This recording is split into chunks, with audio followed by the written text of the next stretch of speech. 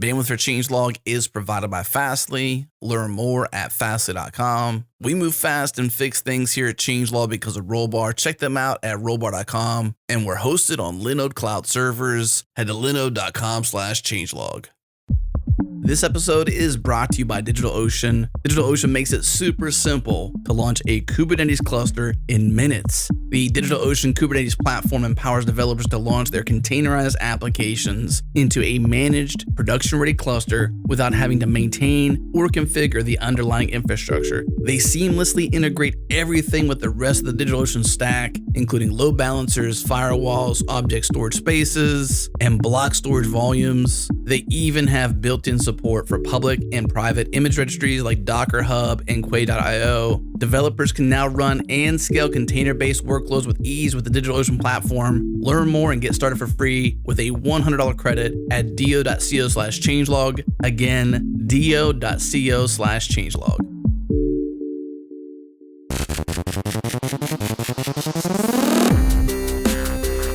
All right, welcome back, everyone. This is the Changelog, a podcast featuring the hackers, the leaders, and the innovators of software development. I'm Adam Stacoviak, editor-in-chief here at Changelog. On today's show, we're talking with Emma Bostian about going from zero to thought leader in 6 months. We talk about the nuances of user experience, including the differences between UX designer and UX engineer. There's a difference. We touch on the Great Divide, and we also talk about Coding Coach, the open source project and community that Emma and others are building to connect software developers and mentors all over the world.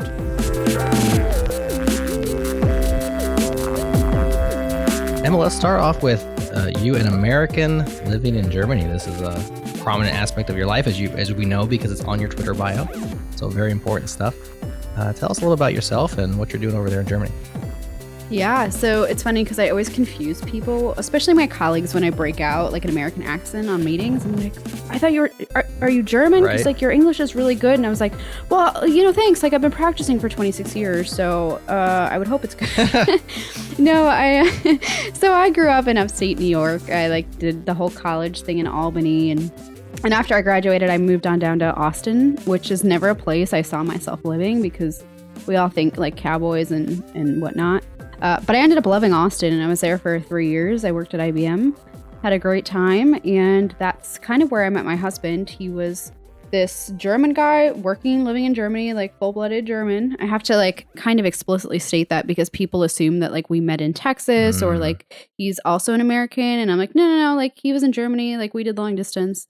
And long distance isn't that enjoyable. I don't know if y'all are aware of that, but yeah, no, it's not fun. So I was like, you know what? I'm gonna move. And so I just sold everything and I flew my cats over here and I found a job, and it's been over a year now.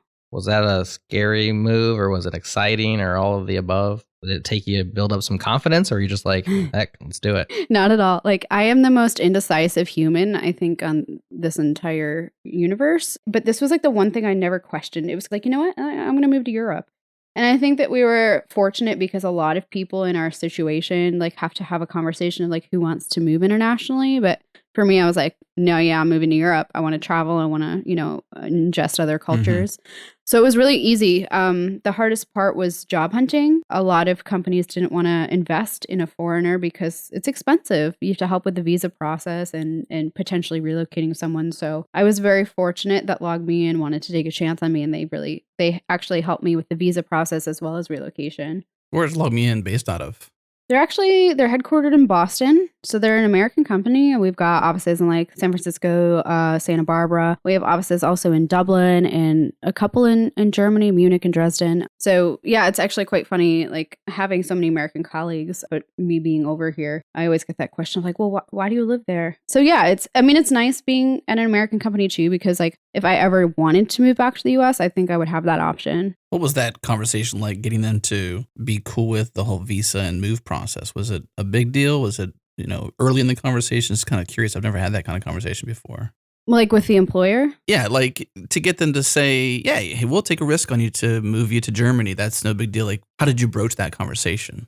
Yeah, I think because I had a solid reason for moving, right? I wasn't just looking for a European adventure.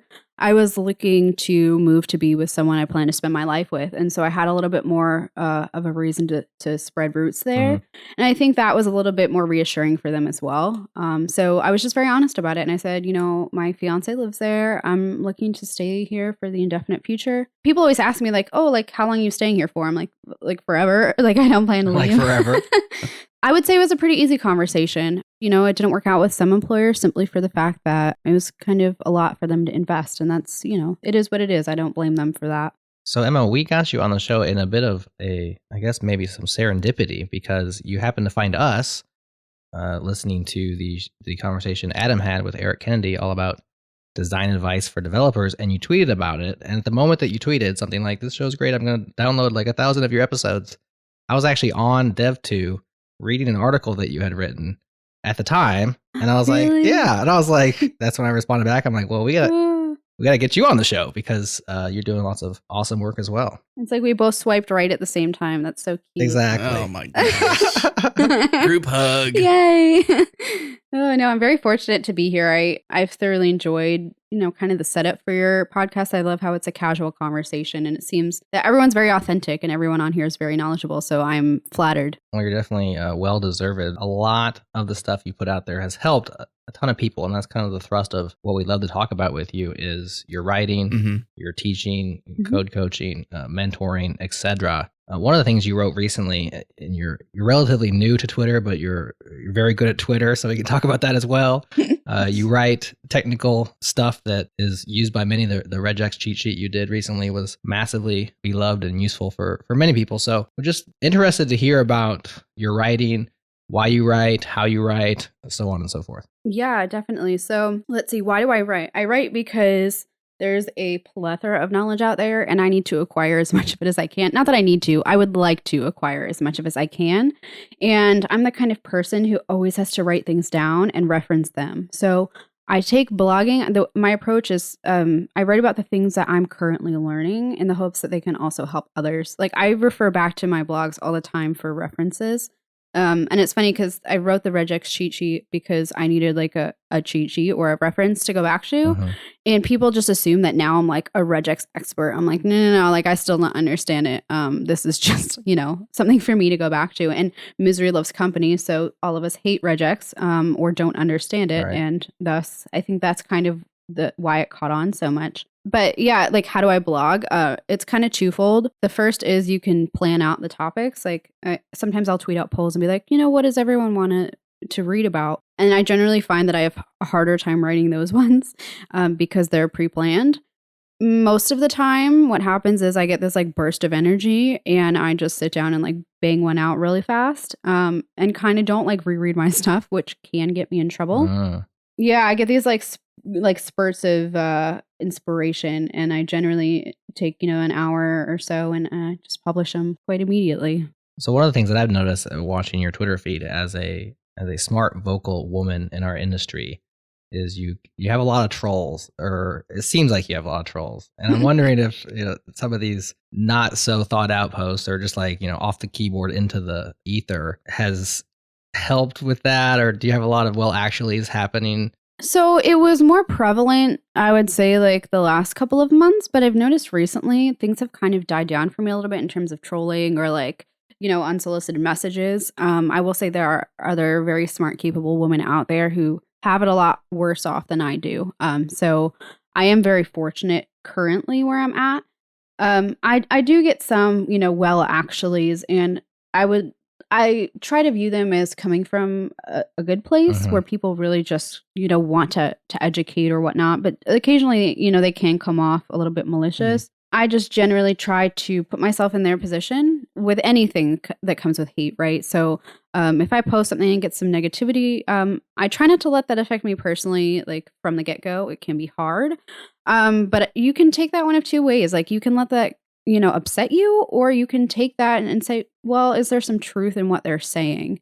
And I often find that seeing things from another point of view really changes how I think about things and the way that I post. So sounds like an incredibly healthy way of looking at it. Yeah. It's hard though. It takes practice because, the internet is a very great thing, but it's also a mentally taxing thing. And you have to kind of pick and choose your battles, but also use it for good and not for evil.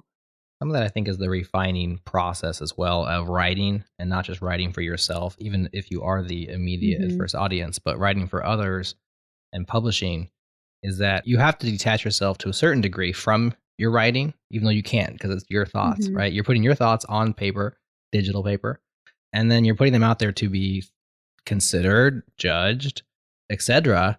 And sometimes you can learn, sometimes you were right all along, but it's kind of like the trial by cauldron, right? Like you put something through a fire, and if it comes out pure, then it was valuable. If it burns up, it wasn't so good in the first place, but it can hurt, right? The fire is hot, and it doesn't always feel nice. Yeah. And I think that I'm pretty self-aware, and I encourage feedback and constructive criticism. I don't agree with criticism to purposefully like shame someone, right? Like if you're going to provide criticism, do it in a healthy way that everyone can benefit from. That's a hard lesson I've had to learn because my growth on Twitter specifically was quite exponential. It happened pretty quickly.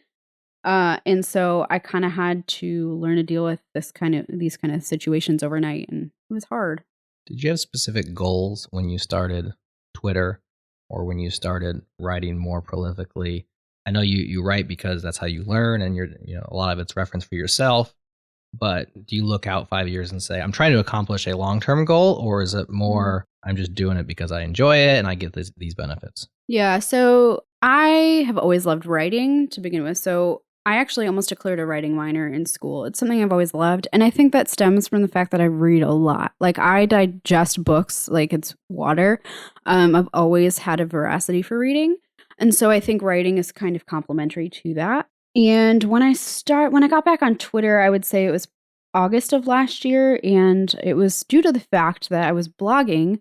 I wasn't blogging consistently, but I was blogging, and people had apparently started sharing some of my articles on Twitter. And I had a Twitter account, but it was pretty archaic at that point. Like I hadn't even like logged in since college, and the stuff that I tweeted back then, I don't even want to read. But my colleague was like, yeah, like people are sharing your stuff. Why don't you get back on so that they can actually tag you in these things? And I was like, you know what? That's a good idea. So my primary goal was never to gain followers, nothing like that. It was to interact with the community and hear what they had to say about my writing. That was the first goal. The second goal was to be more consistent with my content that I produce. Because when you're consistent, not necessarily meaning like I blog every Tuesday, but in the sense that like, you have a backlog of content, whether that's blogs, videos, what have you. And you produce like at least, every week, 2 weeks, whatever. Those were my two goals. And I think from that, my growth was part luck, but part consistency to some extent.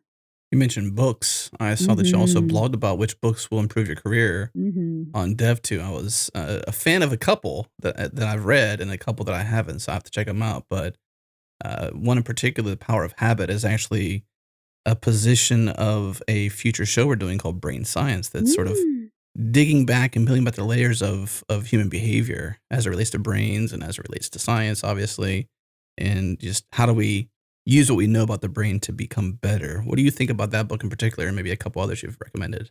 I loved that book. That was like top 3 nonfiction books I've ever read. I love nonfiction books that teach you something, but in like an anecdotal way. So they interject these little stories about history and like the learnings that people have pulled out of their experiences. I find those to be the most easily digestible, and they resonate the most with me. So that was a really great one because it allowed me to really rethink the way that I work and kind of alter my behavior to maximize my productivity. Like people are always like, how do you do so much? I'm like, it's a habit that you get into. And I guess at that point it's subconscious. I love the whole idea of like understanding the brain. And I took a few psychology courses when I was in high school, and I loved it. Like I was terrible at it. I did terribly, but like I loved the theory behind it. And if you liked that, I would highly recommend The Culture Map. I cannot recommend this book enough. This is probably like the number one nonfiction I've ever read because it discusses different cultures and how people communicate. So it has a lot of psychology basis, but it really helps you, especially if you're working globally with different teams or, even interacting on social media, like understanding the way that people communicate to each other. And I think, it'll improve all of your communications with everyone in your life. It's interesting, that perspective too, because a lot with the brain and what we know as individuals is about experiences. And so if you're using the lens of the culture map, which means the world at large, we all have different experiences that manufacture our, what's known as our mind. Your mind isn't observable. It's the inner workings of the parts of the brain, Right. It just sort of enlightens you to the fact that everyone has a different perspective, and it's not that it's wrong or right. It's just not the same. And I think that goes back to dealing with the trolls or some of the hate you might receive, because what I might perceive to be hate, other cultures might perceive to be just constructive criticism, right? So it talks a lot about these high and low context cultures. So in America, we're very used to wrapping constructive criticism in a compliment or using these, I forget what the term is, but like words that make it seem not as bad. So like maybe or just a little bit, right? So here's an example. So if someone gave up like 3 different presentations and I went up to them after and I was like, I really liked the first 2 presentations. The third one was maybe, just a little bit too long, but, the others were really good. Like in America, that's how you would give feedback, right? We don't like to hear very direct negative criticism versus in Germany. And I've noticed this even before I read this book and I couldn't figure out why.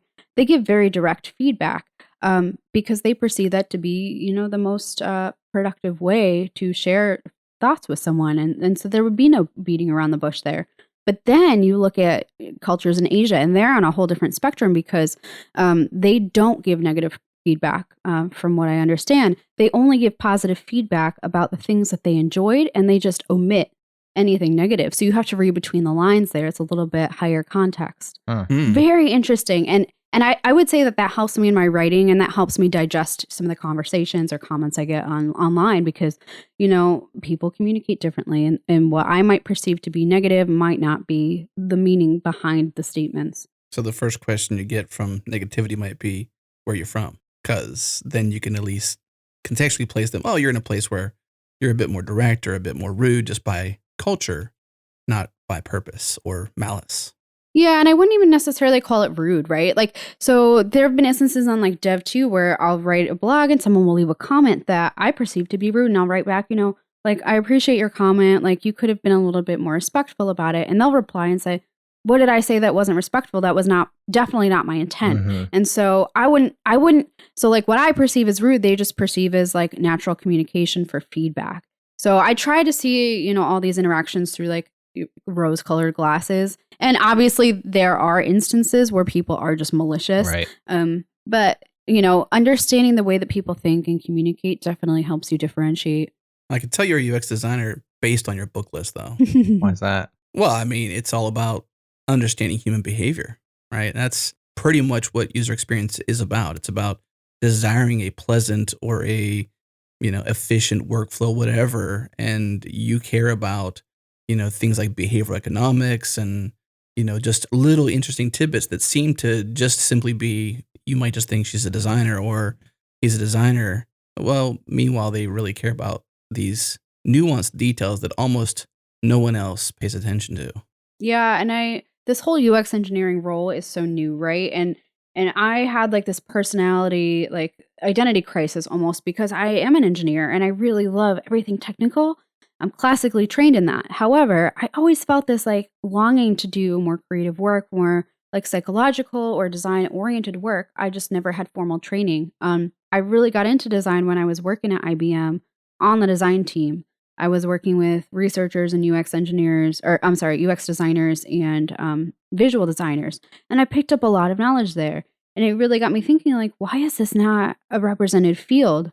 And recently, I've noticed it's becoming a little bit more popular. You'll see places like Google and Airbnb and Spotify have these physical UX engineering roles for people like me who are caught in the middle between engineering and design. So having that conscious knowledge of what's best for your users. And I was talking with April Wenzel earlier today. She is the owner of Compassionate Coding. And one of the things she talks about is how can we be more empathetic towards our users, right? Like we have all of these requirements that come from product management and whatnot. But I often see in companies that they prioritize like different features just because they want to keep up with their competitors. They want to have like parity, feature parity. And I'm sitting here thinking like this is the wrong way to approach these things because, and this comes from the Start With Why book from Simon Sinek, which is another one I definitely recommend. But when companies don't have a strong foundation of why they're doing something, and they focus on the what. So if the what is I want to beat our competitor, and they're not thinking about, well, why? Like, no, the why should be, I want to have the best product to make our users' lives enjoyable. It's harder to succeed when you don't start with why. You have to have that foundation. So definitely putting yourself in the shoes of your users is going to enable you to create the best product for the community. I didn't notice that sorry about that. I'm a past UX designer myself, so skip the engineer part of your role there, but what is the bigger difference between a designer or an engineer in this case? So UX being placed before both of those. Yeah. So people often read my title and they assume that I'm a designer, which is fine because, it's a common mistake. It's not a very known label. And to be honest, I hate labels because I feel like they categorize people into buckets where it's not black and white, right? Like we talk about this concept of like a T-shaped person who has one really deep knowledge set. So my deep knowledge set is front-end development. I have a computer science degree. So I did a little bit of back-end in college. I learned Java and database and whatnot. But my passion lies in front-end dev and my deepest experience is there. However, I also have branches off into UX design. And I think that we as an industry are having this large identity crisis of people who they get caught up in this imposter syndrome because they maybe are like me, right? And they're caught between design and development and they enjoy both and they're good at both, but there's no real role defined yet. And so like my role day to day is building design systems, which is part design, but I focus on the component library side. So building robust components with React and TypeScript and all of that. So yeah, I would love to stop like boxing people into these roles, which I think are more HR labels in a sense, because obviously you have to pay people and on scales. I don't know. There are so many titles in this industry and it's like, it's so easy to make assumptions about people like, oh, he's a designer. He doesn't have any, coding experience. All the designers on my team for the most part can code in HTML and CSS. And the first day I realized that, like I was working with a visual designer and he wanted to build an animation library. And I was like, heck yeah, like animations, love it. Let's do it. And he was showing me this prototype. I'm like, oh my gosh, like, how did you build this? And he goes, well, I wrote the code for it.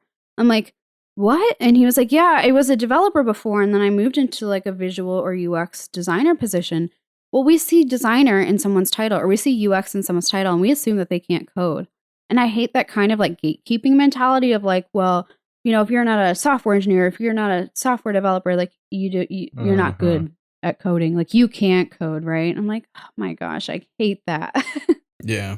It seems like based on what you said there is that you're really good with developing the right kind of tools for designers to allow developers to do their best. So design systems, it's something that makes the dev experience better to implement great designs for design teams and so on and so forth. It's kind of twofold. So that's definitely one facet of that, right? It makes everyone's life easier if your components that you're incorporating are already accessible, responsive, whatnot. That takes a lot of pressure off the engineers to do the heavy lifting for every single component they need.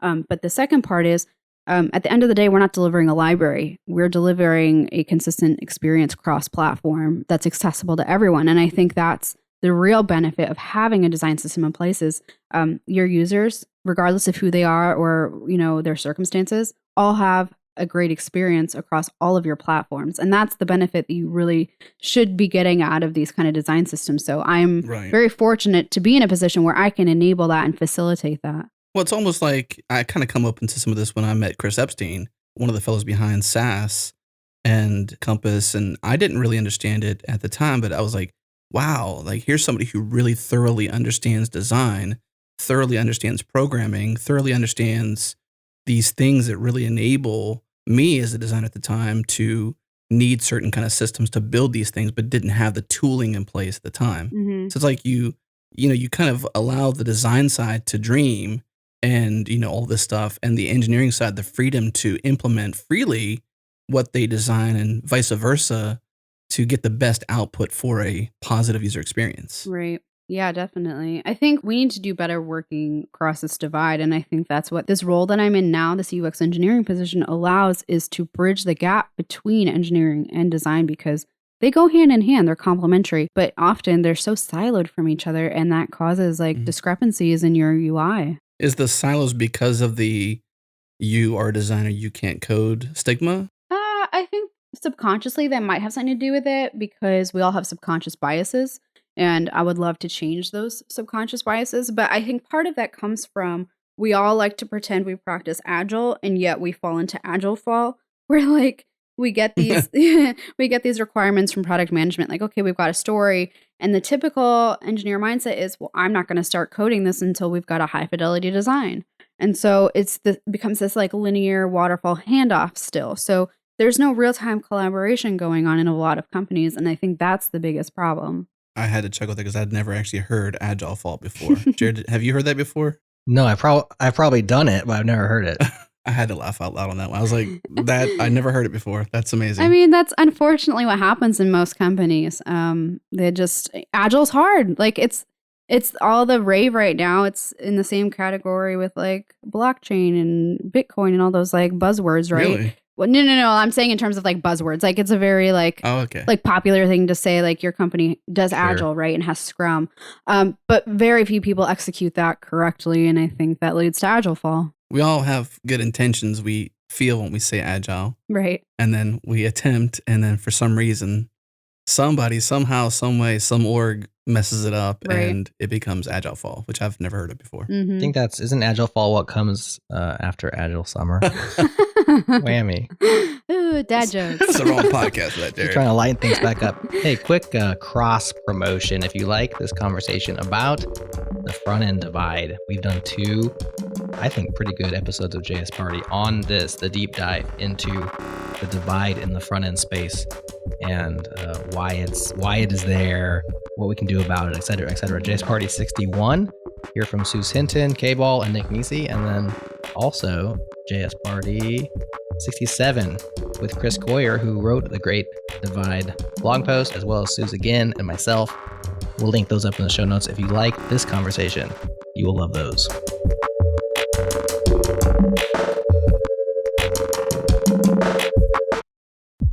This episode is brought to you by GoCD. With native integrations for Kubernetes and a Helm chart to quickly get started, GoCD is an easy choice for cloud native teams. With GoCD running on Kubernetes, you define your build workflow and let GoCD provision and scale build infrastructure on the fly for you.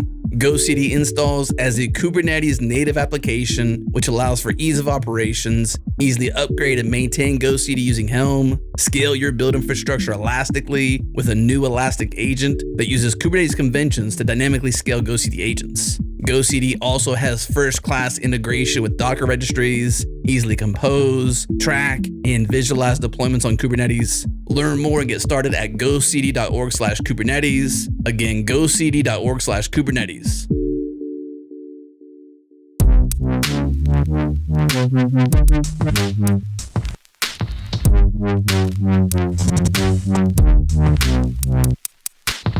So we put a tweet out asking folks, what should we ask Emma? And shout out to UK Geek Girl, BCS, who said, ask Emma if the idea for Coding Coach was based on her own experiences. So happy to answer that for you. But first we got to hear about what Coding Coach is and the background there. And then we can find out if it was based on your experiences. So take it from there. What is Coding Coach? Sure. So Coding Coach is an open source platform whose goal is to connect mentors with mentees like all over the globe and to do it for free. So that's the basis of it. And currently it's very early in its production because we haven't set up a database. So it's literally just like, a very superficial way it's like a database essentially at the moment. Mm-hmm. We're building the full platform. But absolutely it was based on my personal experiences because when I was at IBM, I started in enterprise storage systems.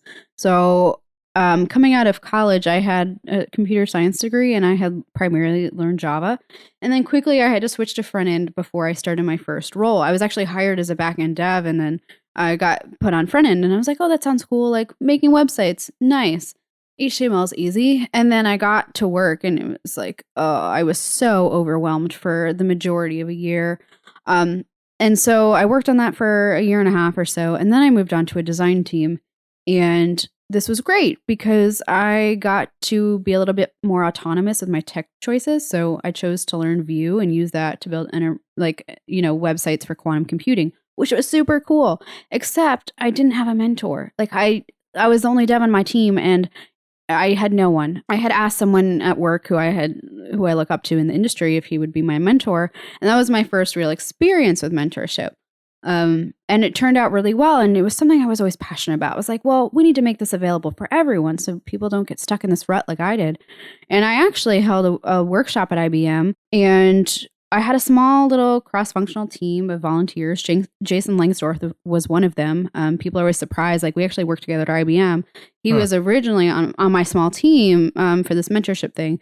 We had a workshop where we worked with some executive women at IBM, and then sadly nothing came of it. It just wasn't the right timing for me. I think I was kind of stuck in this limbo at IBM where I couldn't get a promotion because there wasn't enough funding and I was kind of down on myself about that. And so I kind of just let that like go dormant for a little while. And then I was in the Berlin airport back in September and I was like, okay, I had maybe 1,000 followers on Twitter. And I just tweeted him like, would anyone be interested in building this open source mentorship application? And I got like an overwhelming amount of yeses. And so I immediately bought a domain. I liked the alliteration of coding coach because believe it or not, all the domain names with the word mentor in it are pretty much taken or you'd have to sell like, a kid need to buy it. And so I bought a domain, I opened a Slack organization and I started some Google Docs and then it really took off from there. Very cool. So what's the process? Let's say you want to be a mentor and you don't have anybody to mentor.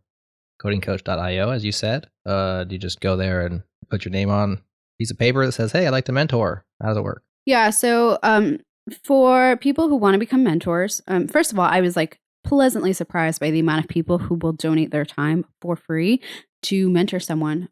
I thought it would be a little bit harder to get people interested in doing that, but it wasn't. And so what you can do is you can go to our GitHub repository. We've got a Coding Coach organization with a repository called Find a Mentor. And if you go in there, we've got a really robust README.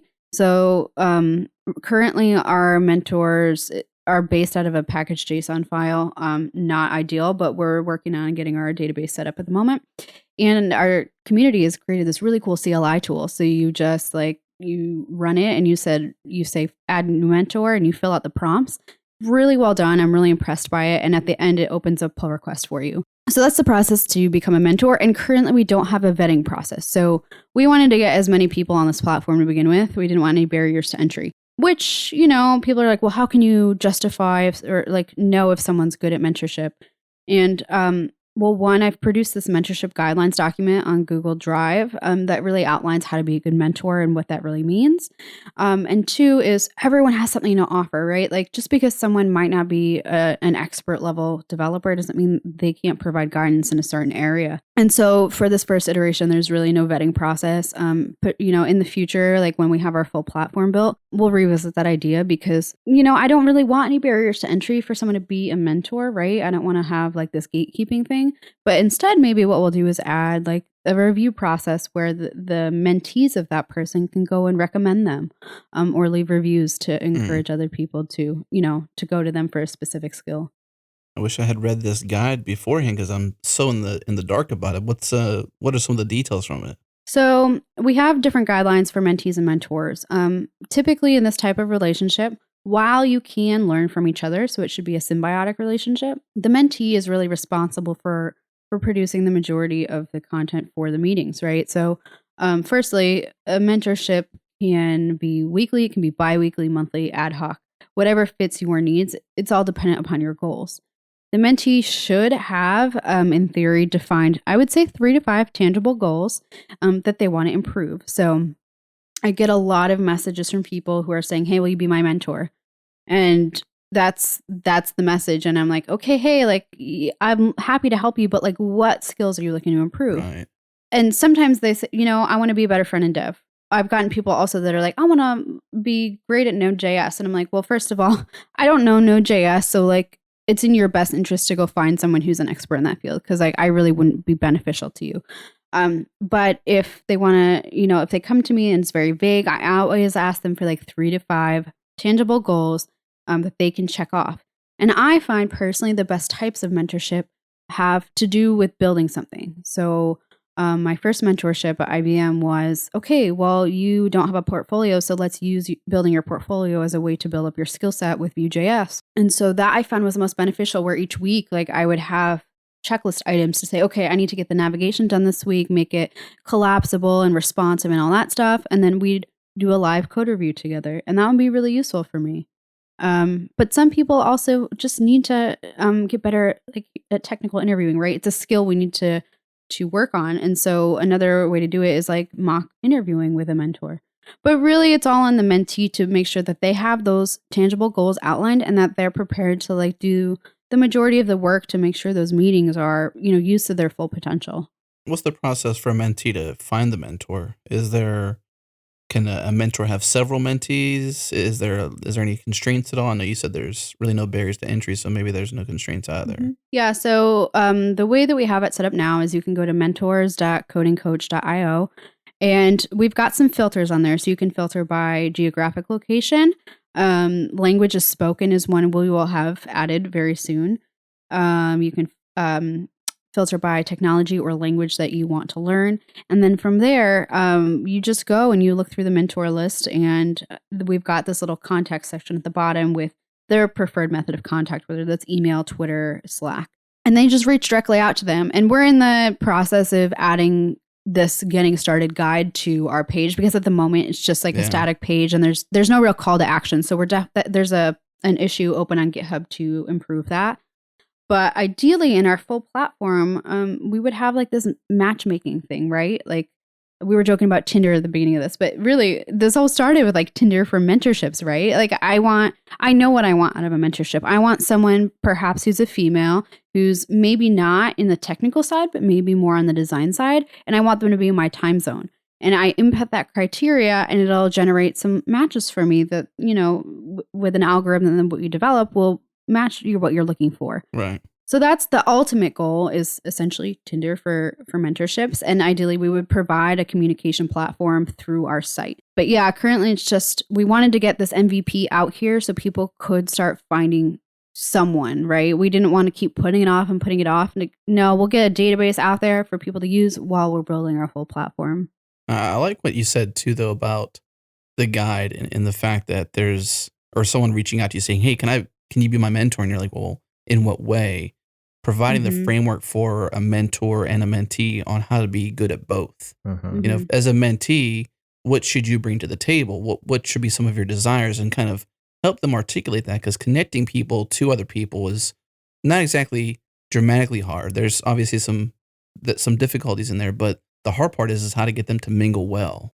Yeah, and I think I would love to facilitate that process. So, we want to make it easier for people. So one of the ways we can do that is before they contact a mentee through our fully fledged platform, when that is delivered, perhaps we kind of like force them to enter 3 to 5 goals before they start that conversation, because that takes, the pressure of having to remember all of these things before contacting them. And that way, when the mentor receives this invitation, they know what they're getting into. We also wanted to take the pressure off of ending a mentorship or rejecting a mentorship, because this is like a really weird area, right? Like, how do you maintain a connection with someone without burning a bridge? And so I've added some of that into the guidelines, like how do you approach that conversation? But we want to make it really easy within our platform for either party to say, you know what, this isn't working for me anymore, and I don't want to waste anyone's time. I appreciated what we've done together, but I think it's best if we just go our separate ways for now, with the caveat that maybe we revisit this someday. That is so hard. I've had to do that in different scenarios before, and that conversation is so hard. Wow. Well, it's like breaking up with someone, right? But it's not someone that you're very close to. So it's like, it's hard for both It's people, and not we want to you. take that pressure. Or it's not me, it's you. Yeah. Or it's not you, it's me. But I mean, they go through life cycles, right? Like some mentorships, just like relationships in your life, whether that's friendships or romantic relationships, they'll go through phases where you grow, and then perhaps you've outgrown like the life cycle, and there's nothing wrong with that. And I don't think we should be ashamed to say those things. We just need help formulating that. So obviously, free is great, but why do you think that this kind of platform needs to be free or should be free? Man, I have so many reasons, but primarily it's because people don't necessarily get to choose their circumstances. Like I was very privileged in the way that I grew up and where I currently am, and I do not take that for granted. But there are some people who are not in the same place that I'm at, or they don't have the same access to resources, and that breaks my heart because this is something that they have to work harder to achieve than I do. And why is that fair? So I wanted to make this something that anyone can go to get help. Like we shouldn't have to, lay awake at night wondering how we're going to get help on this project that we need to get delivered, or, potentially get fired. Just like Right. There are certain things in life that I feel like should be available to everyone, and this is definitely one of them. Well, certainly, I think if you break down a mentor for what it is, it's a person who is giving advice and guiding. And I'm curious if you subscribe to Laura Hogan by any chance. I don't. So Laura Hogan is former VPE at, I think it was Etsy, if I recall correctly. And she runs Wherewithal, and she gives some amazing advice on mentorship and in particular this other flip side of that, which is sponsorship. And so she says the secret sauce, the magical mode, is sponsor mode. And basically sponsor mode is feeling on the hook to get someone to the next level. So rather than just simply being the person who is willing to give advice and give some guidance, maybe not so much long-term invested, the sponsor part of it, because she's big on coaching, sponsorship, and mentorship, is the secret sauce, so to speak. I love that. I think that's really cool. But I think we've got to be careful too, because some people don't do well with pressure like that and others thrive under it. And given that this is kind of like a free platform, our mentors have no like monetary incentive. Yes, thank you. They don't have those incentives. Like it would be harder, I think, to get sponsors specifically on my platform. However, I wouldn't rule it out because our community is just flourished with so many giving people. And I think too, part of it is people feel good when they do acts of service like this, right? That's one of the things about doing charity work or donating things is it makes you feel good, right? So I think that's part of where this comes from. And additionally, it can look good to your employer or to help you get promotions if you are labeled as a mentor or perhaps a sponsor. So it's definitely a really cool concept that I would love to learn more about. I think there's an opportunity too for progress, like any relationship, and that's the turn. That's sort of the scenario we're applying here. Is this is a relationship, and just like you'd mentioned, discontinuing it is just like breaking up. And every relationship has a level of progress, layers to it, and each new layer, a new level of trust is added. So maybe eventually someone can self-nominate them to be someone's sponsor, and it's not. Just thinking beyond MVP at this point, right? And that's me. I'm a dreamer. I dream. I so am as well. To quote Pink Panther, I'm a dreamer who dreams. I don't know if you recall that. You're the trainer who trains. No, I missed that one, but I appreciate you dreaming. Well, Steve Martin, Pink Panther, the very first one, not the second one. You're the trainer who trains. If you're listening to this and you're laughing, you know why. I liked the agile fall joke better. But Yes. Shots fired. Shots fired. Sorry, I'm a little sassy. No, I love it. It's great. I like that I'm winning. That's what I like about it. Jared is winning. He's always winning. I'm curious to get back on track here with, because I got a question. I just can't stop thinking about it. Is what has been the feedback loop so far, from the mentors and the mentees? What kind of feedback do you have to share? It's a great question. We, in all honesty, are not great at capturing this feedback. We really should be better about it. One thing I did try to do was reach out to individuals and try to do this like developer spotlight type of thing on Medium. We've got a publication on there and really ask them like how, what are your goals? Like, are you a developer by day, or are you learning this on the side? And what are your goals? And how has a coding coach really helped you? I love learning that way and having those one-on-one talks with people. But we really hope to gain better feedback moving forward. It's just really hard when I feel like I'm wearing so many hats at the moment that I've got a few really, really key people in the organization who drive the development of this. I've got Mosh, I think his last name is Fu, but I could be pronouncing that incorrectly. Mosh is great. He is a developer at Wix, and this Coding Coach Alpha idea that we have live today was his idea, and I wouldn't be there without him. And then Chris Valvilla is another one. He works at Envision as an engineer, and he's driving the fully fledged platform.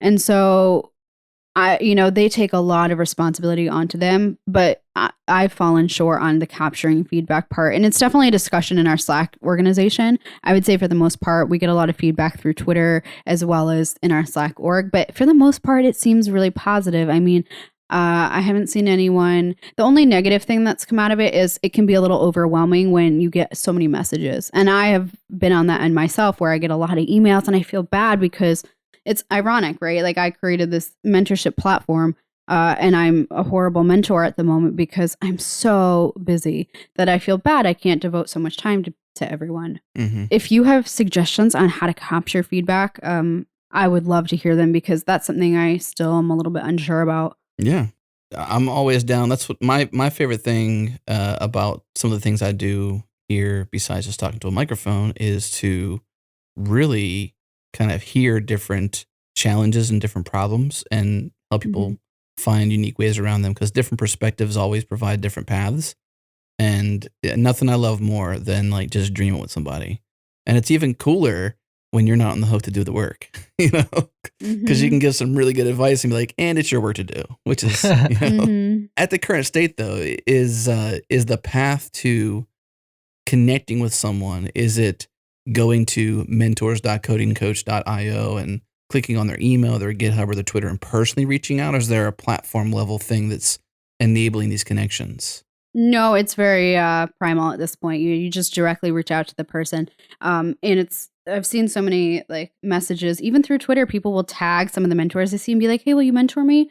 And everyone's very quick to be like, yeah, absolutely. Like, send me a message. It's such a welcoming environment. And I have never seen such positivity that I am so humbled by that, because I don't feel like, I hate to say like this is my brainchild, right? Because I feel like I was just a catalyst to help, like the community is building it. I will open issues and people will jump on them. They're the ones building it. This was just me facilitating that. And so it's really great to see.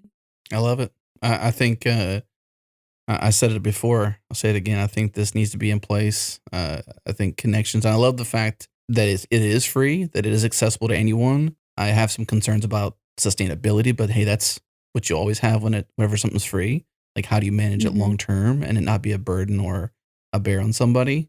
But those are good challenges to have, right? I mean, in the end, you have, potentially great people being connected and better software developers and engineers coming out to their end, and potentially even deeper friendships. Well, I should mention now they do have a Patreon. Oh yes. Yeah, we do, and I always feel guilty. Like, I shouldn't feel guilty about having one, but just know that the money on there is going to be reinvested in the organization. So it's not something I would ever personally take as a cut. I will say we do have some long-term goals. I had a conversation with Chris Bell like a little while back about potentially doing like not courses, but like live group mentorship around a subject matter. So like perhaps we'll do like React Hooks mentoring session where it's more of like a teacher thing, but it's very personal. Like, you can ask questions and get some live help, but in a small group of like 3 to 5. And that's the kind of thing we could potentially think about monetizing. Anything that's really content oriented, we can think about that. I want to keep the one-on-one mentorships free to a certain extent, right? Like, I want to be able to have anyone come and get, a mentor. And I've thought about different ways to monetize it. But for the immediate moment, I want to get our platform up and in a good state before I consider, taking that to the next level. It sounds like you can see some future in this where it could be potentially your full-time thing. I would love that. Not that I don't love my job. Like, I really love my job. I love my teammates. I get a lot of value out of that. But I'm always the kind of person that I feel like I always work 10 times harder when it's my project or like it's something that I built from the ground up. I think there's so much more reward in that. And I think almost everyone would agree. Yeah. And so, yeah, I've always loved the idea of working for myself someday.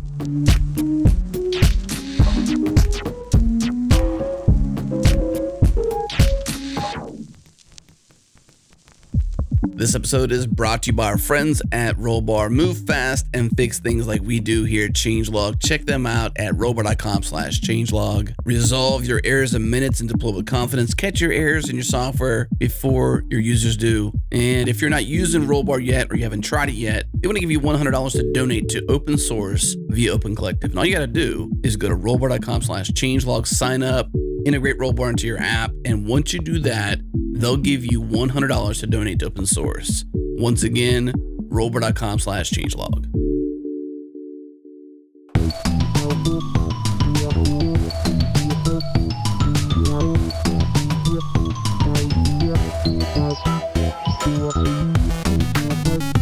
As I mentioned before, we put out a request on Twitter. We like to answer community questions. We like community feedback, by the way. If you have feedback for the show, of course, Twitter is a good place for it. We also have a dedicated place now on changelog.com. Each episode has a discussion.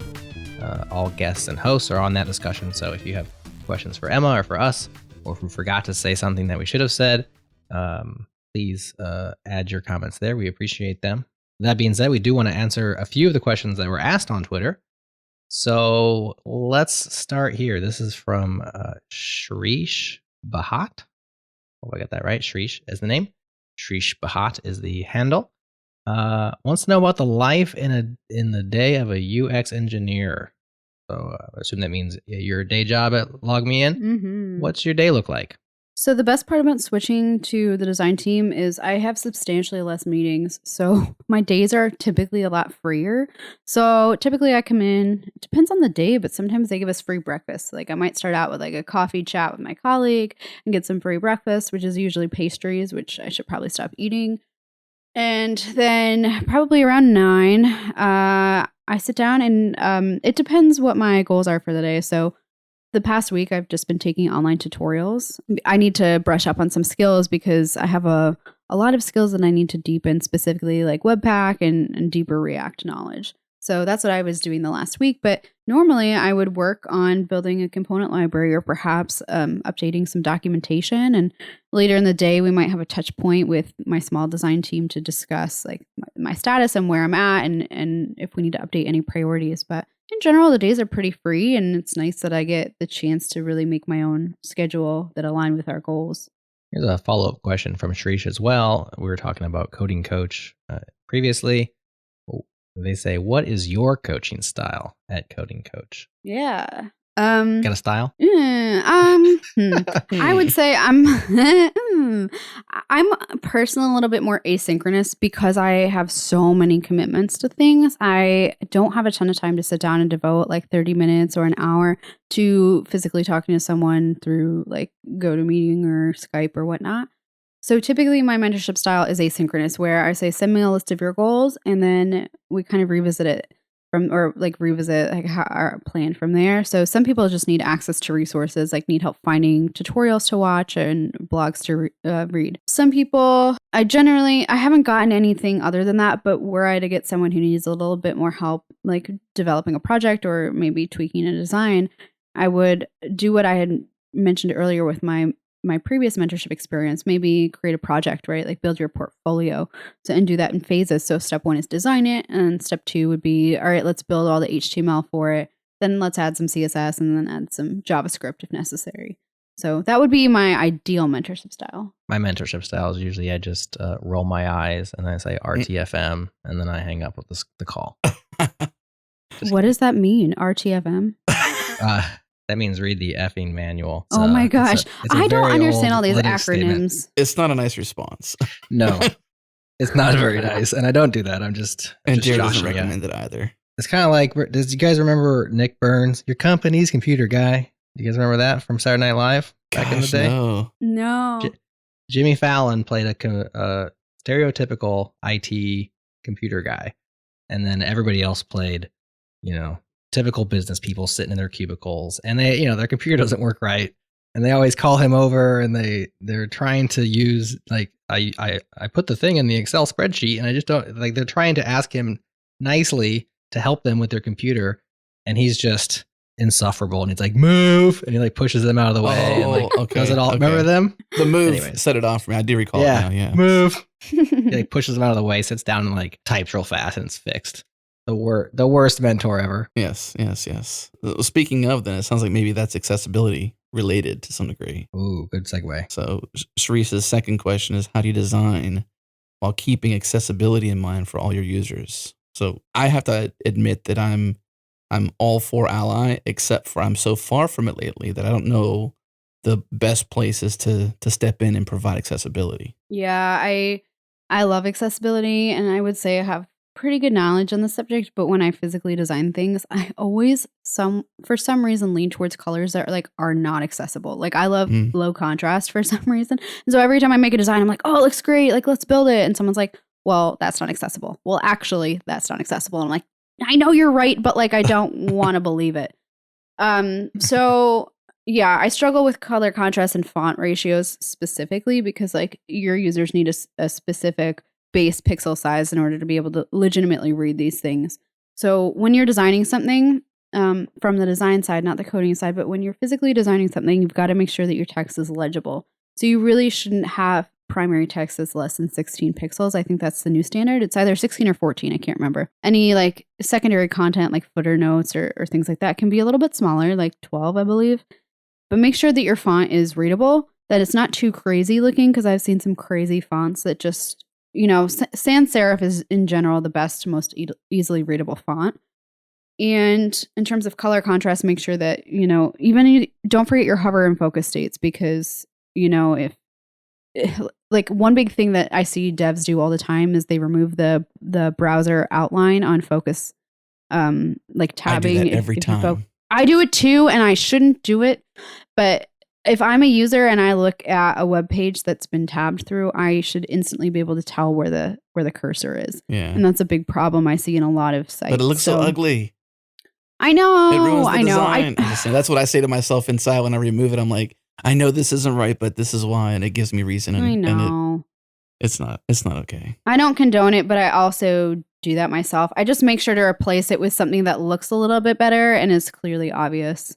It's hard though. And I always try to use semantic HTML for screen reader purposes. But again, that can be pretty difficult, like when you're making custom components, and it can be hard to remember all the different ARIA attributes you should be adding. Is there anything like an accessibility linter or anything where you can sort of like run it through this thing and it's like, oh, you are or are not accessible? Obviously, there's probably something similar, but Lighthouse has an accessibility. Yeah, I was going to say Lighthouse. Yeah, they're generally quite good. And if you're using something like Gatsby for static sites for React, they are amazing with their Lighthouse, like, what's the word? Like their accessibility scores. On there. Yeah. So like using tools like that generally set you off in the right direction from the get-go. But yeah, I would run your site through Lighthouse and see how it does. It's one of the things I love about Gatsby is their focus on performance and their focus on just things that are sort of like the checklist that everybody should eventually learn when they become more and more professional at their jobs in design in particular, is just like, hey, you shouldn't have to think about accessibility. You should, but not to the degree that Gatsby can help you through Lighthouse or Lighthouse itself. Right. Like hitting the easy button. Yeah. Like, we're lazy, right, Jared? We want the easy button. I just want that easy button. Like I want myself to be accessible, but I don't want to work hard at it. Okay. RTF accessibility M, I guess. All right. Let's move on to the next one. This is from Donna Amos. Donna C. Amos 88 is the handle. What are steps that you would recommend for taking for learning UX design if you're just starting out? Great question. So Sarah Drasner put out a course on front-end masters called Design for Developers. I highly recommend everyone reads that. Oh my gosh. Or, watches it, whatever is your preference. That's a really great place to start because it gives you the fundamentals without it's not too overwhelming. I think the course is maybe about 4 hours. That's a great place to start. I will admit that there's kind of a lack in content surrounding this area. I've seen a couple good blogs on Medium, basic design tips for engineers. But in general, there's kind of this like hole in the industry, like where we talk about bridging this divide. Well, where's the content, right? How do you actually get started? This is something that we need. So I would recommend that video. I know front-end masters, this is subscription and not everyone has access to that. So I would check on Medium, although they're now putting a lot of their content behind paywalls. So that might also not be an option. Don't get us started on Medium. Adam and I will rant. I know. I know. Well, there's got to be an awesome UX design list or something like that we can point to, Jared, at some point. I'm sure there is. There's an awesome star on GitHub. That's right. Everything has one. I've also I created this repo on GitHub called Design Inspiration that you can go star. It's literally like a community list of design resources. So like icons, graphics, inspiration in terms of animation, cool portfolios, color swatches. It's all divided up by content there. So I would recommend you check that out if you're looking for some tools or inspiration. We might be a little late in the game to ask this question, but I'm curious to know what you think UX design is, because I think some people ask that question. Not so much that Donna's asking it in this light. It's just that I, for myself, when I was first getting involved in it, I was actually doing a lot of it. Then I realized, oh, I'm a UX designer. So what are some of the things you think UX designers do? What are some of the practices they do? First is just say, remove UX and just have designer. Yeah, this is like a weird area with labels again. There's a divide there, right? But yeah. What is the divide? Is it a great divide?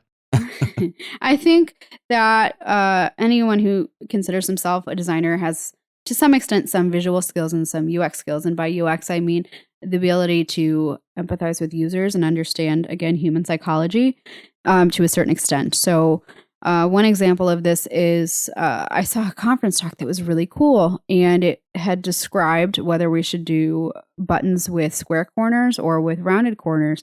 And they actually found that buttons with square corners were more call to act, like they had a higher call to action, and users' eyes immediately gravitated toward that. I think they measured it by how fast they moved the mouse to the button. And they found that square edges were a lot more prominent than the rounded because there's more pixel value to the squares. So that's kind of the area that I would say user experience engineers can flourish in is understanding how users interact with websites and being able to design the structure and the architecture of a site and do like these user experience graphs, right? You see a lot of I'm not sure what they're called, information architecture graphs, where you can see like it's literally a graph of how a site is laid out and all the flows that the user will go through to interact with it. Mm. That's really where I think UX is differentiated from visual, because I would say if we're comparing design with engineering, front-end engineering, I would assimilate like a UX engineer, or I'm sorry, a UX designer to HTML, and a visual designer is more like CSS. So there are some crossover, but I would say UX designer is more like psychology and theory based, I would say. Gotcha. Okay, last one, and this might be asked and answered during the first segment, but I'll throw it out there anyway. Lasha Krakelli asks or says they would love to hear you about appealing to developers, growing an audience, having an impact on people's lives. Yeah, this is funny because like I don't consider myself like anyone super knowledgeable or experienced in this industry. I think I produce a lot of relatable content, and I think that's what draws people is, I don't claim to know everything. I am also in the same position as a lot of people with this learning journey. And we don't talk enough about the relatable moments that we have, like imposter syndrome or, trying to fix a build for 5 hours and then your whole day is wasted. I don't BS these things because they're real life and everyone struggles with them. So I think being authentic is one of the biggest things that will help you grow. If you're just, putting out content or tweeting things that you think people want to hear, it just won't resonate with the community. So I would say be authentic. Again, be present. So interact with people. That's a big thing as well. I always try to respond to every message I receive. And I would say in general, just try to be positive, because people go to the internet as a way to escape whatever they're, doing their daily lives, whether that's maybe they're bored or maybe they're just not in a good place mentally. And they go to the internet to escape. And I think the more positivity we can put into the community, the more attraction that you'll get. I'm certainly a fan of the positive side of things. I think far too often do we sort of we kind of gravitate towards negativity. I forget what was the example earlier, Jared. You were talking about something, how everything was positive, the response, and that's the way you got to be. Like, I think that's sort of our MO as well. We try to, there's so many negative things to sort of camp out on.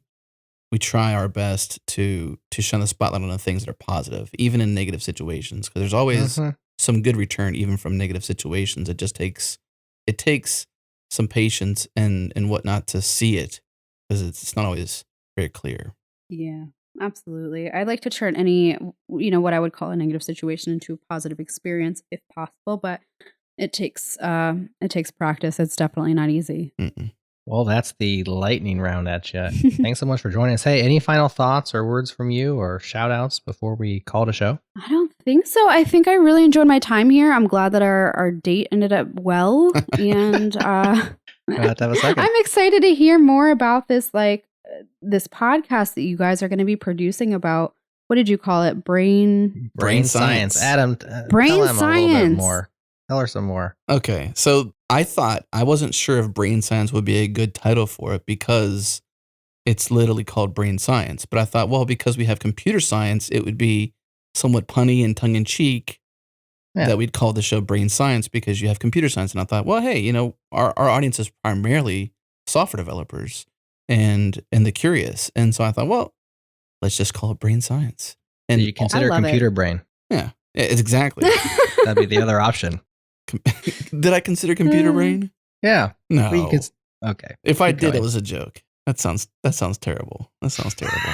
If you have a show out there called Computer Brain, you should stop. You should stop. The flip side of that though is that if you are looking for a podcast on brain science and you search for that, we'll be top of the list. You're right there. Yeah. So I have very high expectations for this, and I really hope that you incorporate rapping in some context into this podcast. For rapping, you're gonna have to come to JS party. We'll hook you up with the rap. We will rap the show eventually. If you want a JavaScript rap, you come find me. Oh, don't think we're not gonna ask you to come on JS party and rap, because we definitely are going to. It's done. The email's in the can. If I can create a rap about WebSphere application server, I can create a rap about JavaScript. So we're all good. Okay, the gauntlet's been thrown. I love it. Well, Emma, thank you so much for spending time with us. It's really been a lot of fun talking through UX and accessibility and mentorship, and we may have mentioned it to some degree, but we'd love to do whatever we can to support this whole thing you're doing. It's amazing. We think it needs to be there, so whatever we can do to be a positive source of support for you, we'll be there. Yeah, thank you so much. I really had a great time talking to you both. Thank you for tuning into this episode of the Changelog. Hey, guess what? We have discussions on every single episode now, so head to changelog.com to discuss this episode. And if you want to help us grow this show, reach more listeners, and influence more developers, do us a favor and give us a rating or review in iTunes or Apple Podcasts. If you use Overcast, give us a star. If you tweet a link. If you make lists of your favorite podcasts, include us in it. Of course, thank you to our sponsors, DigitalOcean, GoCD, and Rollbar. Also, thanks to Fastly, our bandwidth partner, Rollbar, our monitoring service, and Linode, our cloud server of choice. This episode is hosted by myself, Adam Stakoviak, and Jared Santo, and our music is done by Breakmaster Cylinder. If you want to hear more episodes like this, subscribe to our master feed at changelog.com/master, or go into your podcast app and search for Changelog Master. You'll find it. Thank you for tuning in this week. We'll see you again soon.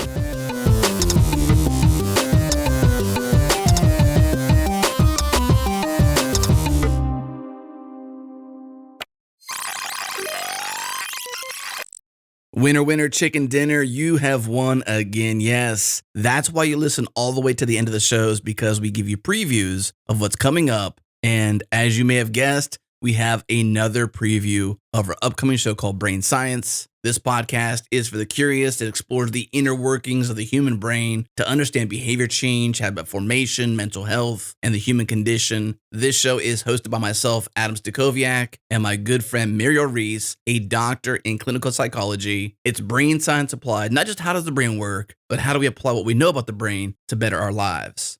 Here we go. My wife and I, we've learned this concept of goodwill, right? Yeah. I can take your feedback or your criticisms in a different light if I know that you have goodwill for me.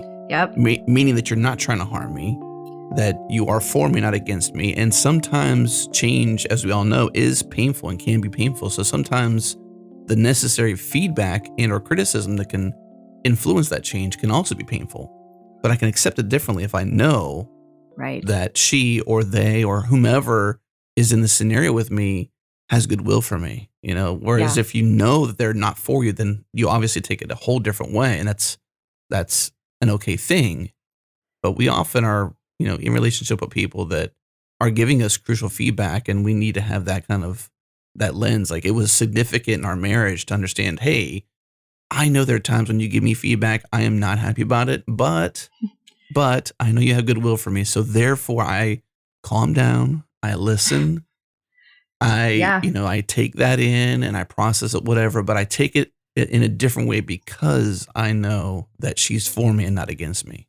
Yep. One of the key things when it comes to change is a sense of openness, and even relationally, like of going, I need to be able to see how somebody else responds or how they're feeling as based on their perspective of what they're going through, and not just my perspective of their perspective. And so this goodwill is like, I believe that we're on the same side and that you're not trying to make it harder for me. But so I can understand if I were sitting where you were sitting, had the background that you had, why you would have taken it in that way.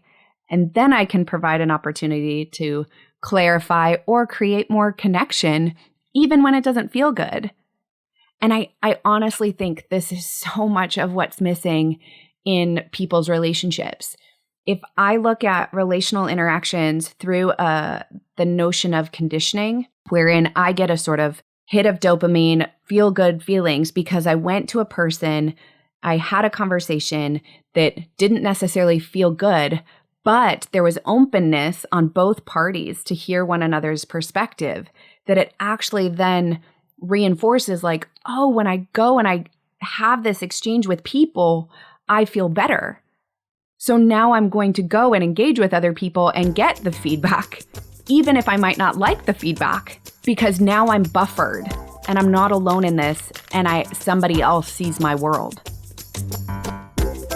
That's a preview of Brain Science. If you love where we're going with this, send us an email to get on the list to be notified the very moment this show gets released. Email us at editors@changelog.com. In the subject line, put in all caps, Brain Science with a couple bangs if you're really excited. You can also subscribe to our master feed to get all of our shows in one single feed. Head to changelog.com/master or search in your podcast app for Changelog Master. You'll find it. Subscribe, get all of our shows, and even those that only hit the master feed. Again, changelog.com/master.